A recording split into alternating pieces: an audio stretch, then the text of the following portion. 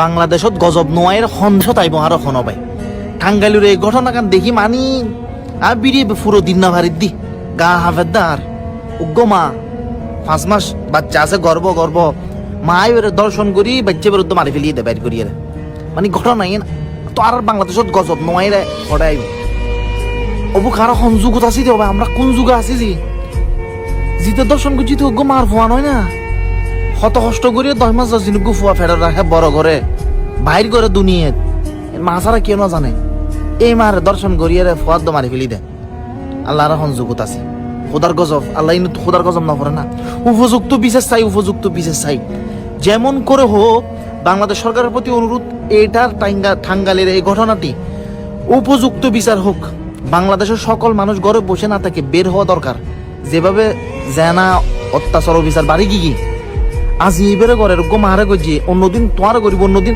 আর মা বোনের অন্য করিব দিন সমান কি এনার বিশ্বাস কি অবশ্যই করিব আল্লাহ অবাই আর সংযোগত আছে আল্লাহ ইন্ডিলে যাইলে জুকিন সাইবারা গাল আর নহগুই আল্লাহ আর মারি ফেলা খবরত মারি ফেলে বস শান্তি দেখো ইন্ডিলে অত্যাচার অবিচারই না তো অবশ্যই 100% বিচারম পড়িব প্রতিবাদ করো কেন সংশোধন নির্ভা কেন ফাইল অজ্ঞ মা দর্শন করি আল্লাহ আর হইতো মনে নয় হতা হইতো মনে আর বাংলাদেশ বরবাদ গিয়ে যার নামে গিয়ে বাংলাদেশ গজব পাইব খুব শীঘ্রই গজব পাইব খুব শীঘ্রই তাড়াতাড়ি বিচারক নলি হার হইম এখন বাংলাদেশের দৌড় না যারা ফুরেন গজব পাইব বাংলাদেশত গজব পাইব অপেক্ষা করো।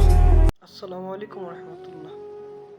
আসলে এই ঘটনা যে ঘটলো এটা বলার মতো কোনো ভাষা নাই, খুঁজে পাওয়ার মতো। আসলে তারা তো কোনো মায়ের গর্ভে জন্ম নেয় নাই। যদি কোনো মায়ের গর্ভে জন্ম নিত তাহলে এরকম কাজ কখনোই করতে পারবো না। আর এইগুলি প্রতিনিয়ত হওয়ার কারণ দেশের আইন শাসন ব্যবস্থার অবনতি। যতদিন এই অবনতি থাকবে ততদিন পর্যন্ত এই দেশে আর ভালো কিছু হইব না। না হয় কিভাবে একটা গর্ভবতী মাকে দর্শন করে তারপর আবার তাকে হত্যা করে, পেটের ভিতরে বাচ্চাটাকে পাড়াইয়া বার কইরা তাকে আবার হত্যা করে। এটা কোন জাহিলি যুগে যাইসা পড়ছি বলার মতো না।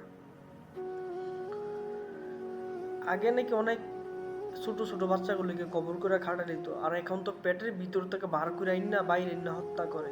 এটা কোন ধরনের জাহিলি যুগ? যাই হোক, আল্লাহ তাদেরকে হেদায়েত করুক। আর যদি তাদের নসিবে হেদায়েত না থেকে থাকে, আল্লাহর গজব দ্বারা ধ্বংস করুক। নিশ্চয় আল্লাহ জালেমদের পছন্দ করে না। আর আপনারাও খেয়াল রাখবেন নিজের প্রতি, নিজের পরিবারের প্রতি। যে কি বলবো, বলার মতো কোন ভাষাই নেই।